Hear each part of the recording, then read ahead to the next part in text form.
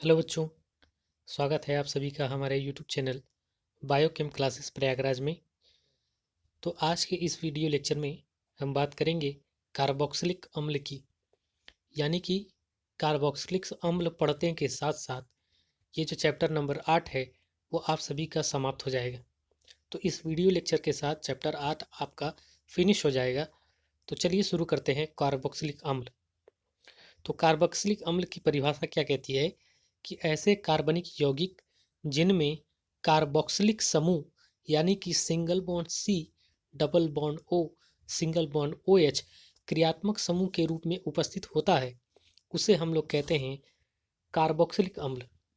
अब ये जो कार्बोक्सिलिक अम्ल है, इसके नाम में ही लास्ट में लगा हुआ है अम्ल यानी एसिड। तो ये जो कार्बोक्सिलिक अम्ल है ये एसिडिक नेचर होता है। तो ये जो इसका एसिडिक नेचर है ये किसकी वजह से आता है? तो आगे की लाइन में लिखा गया है कि इनमें या इसमें जो अम्लीयता होती है वो ओ एच समूह की उपस्थिति के कारण होता है। तो ओ एच जो समूह होता है वो आपका एल्कोक्सी समूह होता है और ये जो है एसिडिक इन नेचर होता है। इसलिए कार्बोक्सिलिक जो समूह होता है वो बना लेता है आपका अम्ल, इसलिए इसका नाम हो जाता है कार्बोक्सिलिक अम्ल। तो कार्बोक्सिलिक अम्ल के अंदर दो ग्रुप पाया जाता है। एक समूह होता है आपका कार्बोनिल समूह, single bond C, double bond O, single bond H. ये जो समूह होता है ये पहला समूह है, इसको कहते हैं कार्बोनिल समूह। और दूसरा होता है ओ एच समूह, जिसको कहते हैं एल्कोहल समूह। और इन दोनों को अगर जोड़ दिया जाए तो ये बना लेता है आपका कार्बोक्सिलिक एसिड। जैसा कि यहाँ पर आप देख सकते हैं, यहाँ पर लिखा है कार्बोनिल कंपाउंड प्लस एल्कोहल। इन दोनों को जैसे ही आप जोड़ेंगे यहाँ बना बना लेगा आपका कार्बोक्सिलिक एसिड यानी कार्बोक्सिलिक अम्ल। तो कार्बोक्सिलिक अम्ल के अंदर दो क्रियात्मक समूह पाए जाते हैं। एक पाया जाता है कार्बोनिल समूह, दूसरा पाया जाता है एल्कोहल समूह। और ये जो पूरा का पूरा ग्रुप है वो एसिडिक नेचर का होता है यानी अम्लीय नेचर का होता है। तो जिसके साथ भी ये ग्रुप लग जाएगा वो उसको कन्वर्ट कर देगा अम्ल के अंदर। बात समझ में आ गई? आगे बढ़ते हैं। अब बात करते हैं इसके आईयूपीएसी नाम की। तो जो इसका आईयूपीएसी नाम होता है उसके अंदर लास्ट में हम लोग ओइक अम्ल या ओइक एसिड को जोड़ते हैं। जैसे यहाँ पर लिखा हुआ है एल्केन। अब ये जो भी चैन होगी वो एल्केन की होगी या एल्कीन की होगी या एल्काइन की होगी। तो इसके अंदर ज़्यादातर आपको एल्केन की चैन मिलती है। अब इसके अंदर हम जो सफिक्स जोड़ते हैं उस सफिक्स का नाम है ओइक एसिड या ओइक अम्ल। अब जैसे ही इसको मिलाएंगे ये बना लेगा आपका एल्केनोइक अम्ल। तो ये जो कंपाउंड होता है उसका आईयूपीएसी नाम एल्केनोइक एसिड होगा। जैसे मान लीजिए कार्बन नंबर 3 है तो मेथ एथ प्रोप। तो प्रोप कार्बन नंबर 3 के लिए इस्तेमाल किया जाता है और लास्ट में इसमें जुड़ना है ओइक एसिड। तो प्रोपेन प्लस ओइक एसिड तो ये बन जाएगा प्रोपेनोइक एसिड। तो कुछ एग्जाम्पल हैं इसके नीचे दिए गए हैं, आइए देखते हैं। यहाँ पर जो एग्जाम्पल दिया हुआ गया है, पहला एग्जाम्पल कहता है कि C H three single bond C, double bond O, single bond O H. तो ये जो समूह है वो आपका कार्बोक्सिलिक समूह है। और कार्बोक्सिलिक समूह के साथ एक सी एच थ्री अटैच है। यानी कि इसके अंदर टोटल नंबर ऑफ कार्बन की बात करें तो टोटल नंबर ऑफ कार्बन इसके अंदर दो हैं। एक यहाँ पर है, दूसरा यहाँ पर है। और जब भी दो दो कार्बन अटैच होते हैं और वो भी सिंगल बॉन्ड से, तो इसको हम लोग कहते हैं एथ। और सिंगल बॉन्ड की वजह से एन लगेगा और इसका जो सफिक्स है वो ओइक एसिड हो जाता है। इसलिए इसका पूरा नाम बनेगा आपका एथेनोइक एसिड। इसलिए इसका कंप्लीट नाम बनेगा एथेनोइक अम्ल। उसी तरीके से आगे बढ़ते हैं। यहाँ देखिए दूसरे वाले एग्जाम्पल में यहाँ पर C H three C double O H समूह लगा हुआ है जो कि कार्बन नंबर 1 है। यहाँ पर है आपका कार्बन नंबर 2 और यहाँ पर है आपका कार्बन नंबर 3। यानी 3 कार्बन होने की वजह से इसको हम कहेंगे प्रोपीन। और सबका सब सिंगल बॉन्ड से जुड़ा हुआ है इसलिए हमारा बना लेगा प्रोपीन। और प्लस इसमें ये जो समूह लगा हुआ है इसकी वजह से हम इसको कहते हैं ओइक एसिड। तो इसलिए इसका नाम हो जाएगा प्रोपेनोइक अम्ल या प्रोपेनोइक एसिड। उसी तरीके से यहाँ भी आप देख सकते हैं, यहाँ पर carbon number 1, carbon number 2, carbon number 3। और ये वाला जो कार्बन है वो चैन के रूप में आया है, ब्रांच के रूप में आया है। ये वाला जो सी एच थ्री है ये ब्रांच के रूप में आया है, इसलिए इसको 2 नंबर पर ब्रांच काउंट करेंगे। तो इसका आईयूपीएसी नाम बनेगा 2 मेथाइल। 3 कार्बन के लिए हम किसका इस्तेमाल करते हैं? प्रोप। और सब में सिंगल बॉन्ड है तो एन। और इसके वजह से ये बना लेता है ओइक अम्ल, तो इसका नाम हो जाएगा 2 methyl propanoic acid. 2 methyl propanoic acid. तो ये रहा इसका छोटा सा ब्रीफ इंट्रोडक्शन आईयूपीएसी के बारे में। तो क्या करना है हमको, कुछ नहीं करना है, सिंपल जो उसका नाम है उसको लिखते हैं और लास्ट में हमको ओइक अम्ल जोड़ देना है, बस यही इसकी कहानी है। आगे बढ़ते हैं हम लोग। अब हम लोग समझते हैं कार्बोक्सिलिक अम्ल बनाने की विधि। तो कार्बोक्सिलिक अम्ल बनाने की कई सारी विधियां हैं, जिसके अंदर पहली विधि है एल्कोहल से। एल्कोहल से कार्बोक्सिलिक अम्ल कैसे बनाएंगे, तो एल्कोहल का जो फार्मूला होता है वो काउंट किया जाता है OH के जुड़ने के साथ। तो जब भी OH R के साथ जुड़ जाएगा इसको हम कहेंगे एल्कोहल। अब इस एल्कोहल का हम करने जा रहे हैं ऑक्सीकरण, और ऑक्सीकरण कराया जाता है KMnO4 प्लस K2Cr2O7, और यहाँ पर है आपका नौसेंट ऑक्सीजन, नवजात ऑक्सीजन। जैसे ही इसका हम ऑक्सीकरण करते हैं ये बना लेता है हमारा carboxylic acid, R single bond C double bond O single bond OH। इसको हम लोग कहते हैं कार्बोक्सिलिक एसिड, कार्बोक्सिलिक अम्ल। तो एल्कोहल द्वारा समझ में आया कैसे बनाया जाता है। आगे बढ़ते हैं हम लोग। अब बात करते हैं हम लोग ग्रिग्नार्ड अभिकर्मक के द्वारा।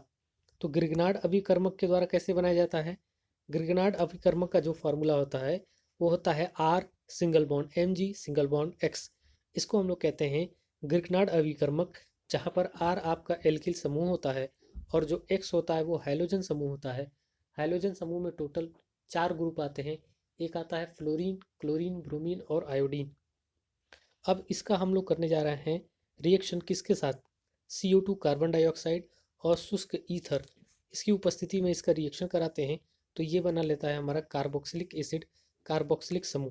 तो कार्बोक्सिलिक समूह की पहचान है R single bond C double bond O single bond OH, इसको कहते हैं कार्बोक्सिलिक एसिड। आगे बढ़ते हैं हम लोग।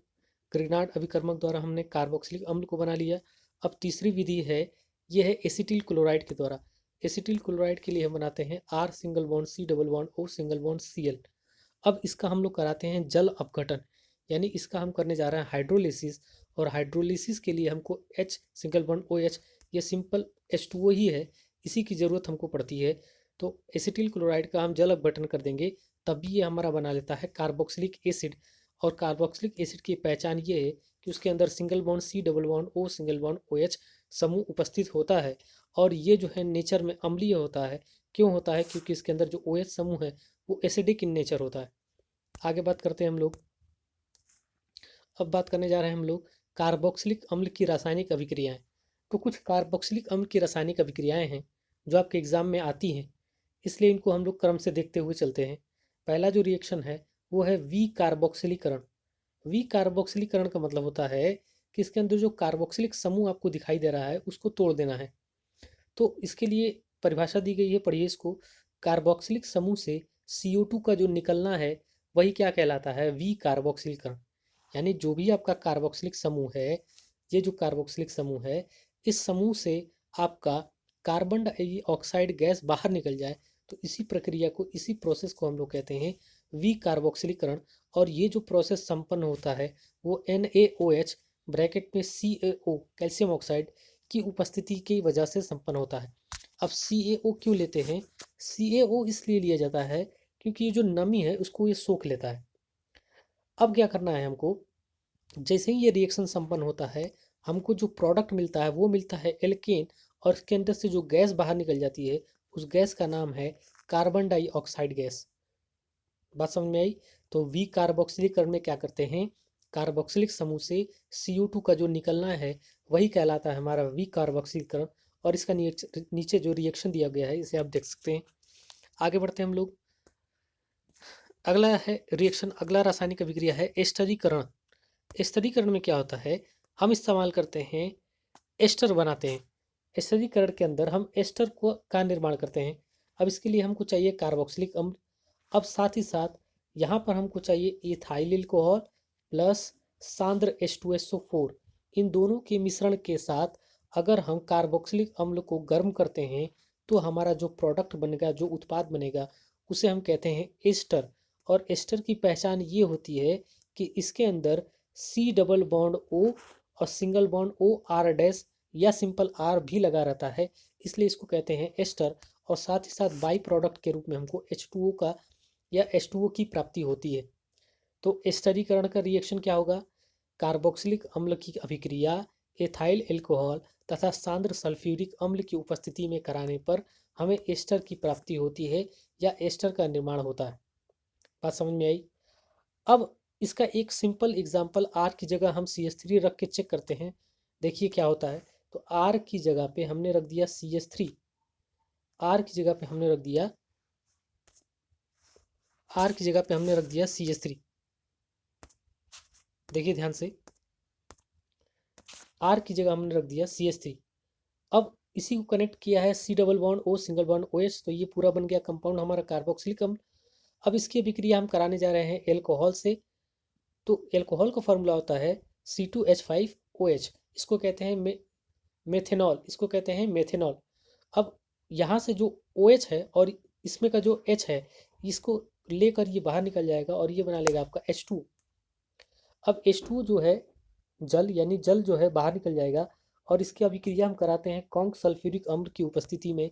कॉन्क H2SO4 की उपस्थिति में जैसे ही इसका रिएक्शन कराते हैं, हमको ये बना लेता है एस्टर, और जिसका फार्मूला आप स्क्रीन पर देख चुके होंगे। CH3 single bond C double bond O single bond O C single bond O C2H5, इसको कहते हैं एथिल एसीटेट, और ये एक प्रकार का एस्टर होता है। बात समझ में आई? आगे बढ़ते हैं हम लोग। अगला रिएक्शन है PCl3 या PCl5 से अभिक्रिया। तो कार्बोक्सिलिक अम्ल का जो रिएक्शन है, कार्बोक्सिलिक अम्ल का जो अभिक्रिया है, वो PCl3 या PCl5 के साथ CO2 की उपस्थिति में कराने पर हमको एसिटिल क्लोराइड का निर्माण होता है या एसिटिल क्लोराइड की प्राप्ति होती है। फिर से सुनिए एक बार। कार्बोक्सिलिक अम्ल की अभिक्रिया PCl3 तथा PCl5 की उपस्थिति में कार्बन डाइऑक्साइड के साथ कराने पर हमको एसिटिल क्लोराइड की प्राप्ति होती है। ये सिंपल सा रिएक्शन है। आगे बढ़ते हैं हम लोग। अगला है श्मिट अभिक्रिया, मोस्ट इंपॉर्टेंट है आप सभी के एग्जामिनेशन 2024 के लिए। 2024 के लिए मोस्ट इंपॉर्टेंट रिएक्शन है जिसका नाम है श्मिट अभिक्रिया। अब श्मिट अभिक्रिया में क्या होता है? श्मिट अभिक्रिया की परिभाषा पहले पढ़ते हैं हम लोग। कार्बोक्सिलिक अम्ल कॉन्क H2SO4 तथा हाइड्रोजोइक अम्ल N3H के साथ गर्म करने पर प्राथमिक एमीन देते हैं और यह अभिक्रिया श्मिट अभिक्रिया कहलाती है। फिर से परिभाषा पढ़िए सभी लोग। कार्बोक्सिलिक अम्ल को यदि कॉन्क H2SO4 तथा हाइड्राजोइक अम्ल, अब हाइड्राजोइक अम्ल क्या होता है? N3H, ये फॉर्मूला होता है हाइड्राजोइक अम्ल का। आप सभी ने NH3 के बारे में सुना होगा, जिसे हम लोग अमोनिया कहते हैं, लेकिन यहाँ पर उल्टा होता है कि NH3 ना होकर ये बना लेता है आपका N3H, और इसी को हम लोग कहते हैं हाइड्राजीन। यानी कार्बोक्सिलिक अम्ल कॉन्क सल्फ्यूरिक अम्ल या तथा हाइड्रोजोइक अम्ल N3H के साथ गर्म करने पर प्राथमिक एमीन देते हैं और यह अभिक्रिया हमारी कहलाती है श्मिट अभिक्रिया, जो कि मोस्ट इंपॉर्टेंट है 2024 के एग्जामिनेशन के लिए। तो आइए इसके रिएक्शन को हम लोग देखते हैं।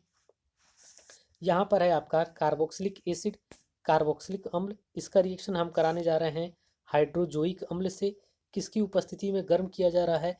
कॉन्क H2SO4 के साथ इसको गर्म किया जा रहा है। अब ये बना लेगा हमारा प्राइमरी एमीन। प्राइमरी एमीन का फॉर्मूला होता है कि NH2 समूह जिस कार्बन से अटैच होगा उसको कहते हैं प्राइमरी कार्बन, और ये जो पूरा का पूरा कंपाउंड है इसको हम लोग कहते हैं प्राइमरी एमीन।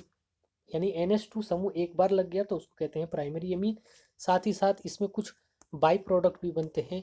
पहला बाई प्रोडक्ट है नाइट्रोजन, दूसरा बाई प्रोडक्ट है कार्बन डाइऑक्साइड, जिसको ऊपर की ओर एरो से दिखाया गया है, यानी कि ये जो दोनों गैस है ये हवा में भाप बनकर निकल जाएंगे बाहर। तो श्मिट अभिक्रिया सभी को समझ में आई। कार्बोक्सिलिक अम्ल की अभिक्रिया हाइड्रोजोइक अम्ल के साथ कॉन्क सल्फ्यूरिक अम्ल की उपस्थिति में गर्म करने पर हमें प्राइमरी एमीन की प्राप्ति होती है। ऐसा आप लोग लिख देंगे, इस एग्जाम में आपको पूरा का पूरा नंबर मिल जाएगा अगर ये क्वेश्चन आया तो। आगे चलते हैं हम लोग। अगला रिएक्शन है मोस्ट इंपॉर्टेंट HVZ अभिक्रिया, जिसको हम लोग कहते हैं हैल वोल्हार्ड जेलिंस्की अभिक्रिया। ये भी काफ़ी इंपॉर्टेंट है आपके एग्जाम के लिए। इसका पूरा नाम है HVZ हैल होलार्ड इसका पूरा नाम है HVZ अभिक्रिया, हेल वोल्हार्ड जेलिंस्की अभिक्रिया। अब इसमें क्या होता है, इस अभिक्रिया द्वारा जैसे ऐसे कार्बोक्सिलिक अम्ल जिसमें अल्फा हाइड्रोजन परमाणु उपस्थित हों, लाल फास्फोरस की उपस्थिति में क्लोरीन अथवा ब्रोमीन के साथ अभिक्रिया करके अल्फा हैलो प्रतिस्थापित कार्बोक्सिलिक अम्ल बनाते हैं और यह अभिक्रिया HVZ अभिक्रिया कहलाती है। आइए इसके रिएक्शन को हम लोग देखते हैं। अब इसके अंदर हम एसिटिक एसिड को क्लोरीन के साथ लाल फास्फोरस की उपस्थिति में गर्म करते हैं तो HCl यानी हाइड्रोक्लोरिक अम्ल बाहर निकल जाता है। यहाँ आप देख सकते हैं, यहाँ पर लिखा हुआ है -HCl, यानी जो HCl है, हाइड्रोक्लोरिक अम्ल है, इस रिएक्शन से बाहर होगा। तो क्या बनेगा हमारा प्रोडक्ट, जो प्रोडक्ट मिलेगा वो हमको मिलेगा मोनोक्लोरो एसिटिक एसिड। जो प्रोडक्ट हमको मिलेगा वो मिलेगा मोनोक्लोरो एसिटिक एसिड। मोनो इसलिए कहा जा रहा है कि मोनो का मतलब होता है एक बार, क्लोरो का मतलब क्लोरीन, यानी इस वाले प्रोडक्ट में क्लोरीन एक बार आया है और ये जो कंपाउंड है इसकी वजह से एसिटिक एसिड है, एसिटिक अम्ल है, इसलिए इसका नाम पड़ गया है मोनोक्लोरो एसिटिक एसिड। अब इसी मोनोक्लोरो एसिटिक एसिड के अंदर हम लाल फास्फोरस तथा क्लोरीन के साथ पुनः अभिक्रिया कराते हैं तो फिर इसमें से हम लोग को -HCl यानी हाइड्रोक्लोरिक अम्ल बाहर निकलता हुआ दिखाई देगा। अब क्या होगा, अब इसके अंदर जो क्लोरीन है वो 2 बार आ जाएगा। अब जैसे ही क्लोरीन 2 बार आएगा इसलिए इसका अब नाम हो जाएगा डाईक्लोरो एसिटिक एसिड। अब इसका नाम हो जाएगा डाईक्लोरो एसिटिक एसिड। अब पुनः इसकी अभिक्रिया हम लाल फास्फोरस तथा क्लोरीन के साथ कराते हैं तो अब ये बना लेगा आपका ट्राईक्लोरो एसिटिक एसिड।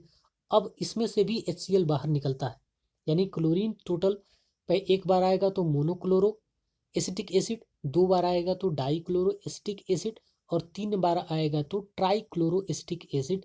और तीनों बार में हम लाल फास्फोरस तथा क्लोरीन गैस का इस्तेमाल करते हैं जिसकी वजह से HCl गैस बाहर निकल जाता है, जिसको हम लोग -HCl के रूप में दर्शाते हैं।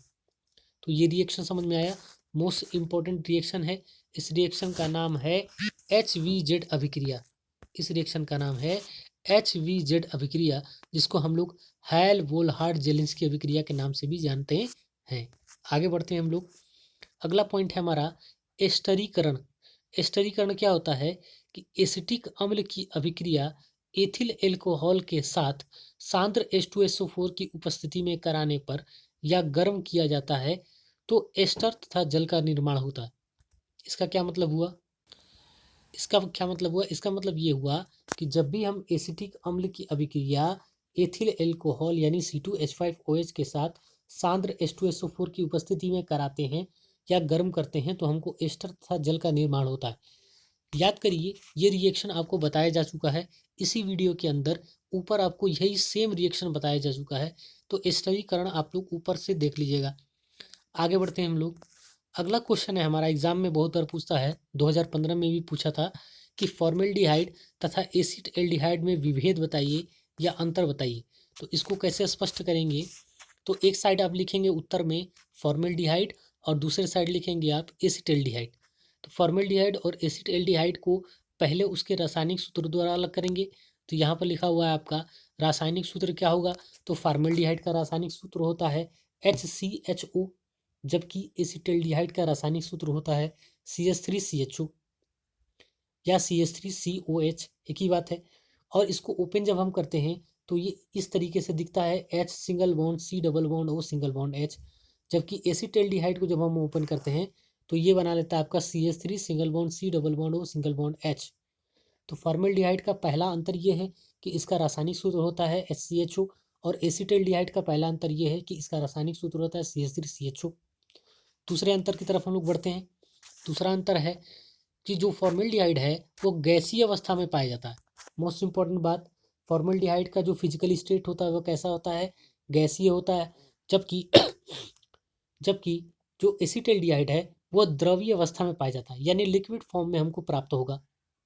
Formaldehyde gaseous state, acetaldehyde liquid form. आगे बढ़ते हैं। जो फॉर्मेल्डिहाइड का जो गंध होता है, जो महक होती है, वो होती है तीखी, यानी काफ़ी तेज महकता है, जबकि इधर वाला जो है इसकी जो गंध है वो विशिष्ट प्रकार की होती है, स्पेसिफिक होती है। इसका मतलब ये हुआ कि जो विशिष्ट गंध होती है वो एक अजीब टाइप से गंध दिखाएगी, जो उसी टाइप के कंपाउंड शो करते हैं। आगे बढ़ते हैं हम लोग। अगला है क्लोरीन से अभिक्रिया।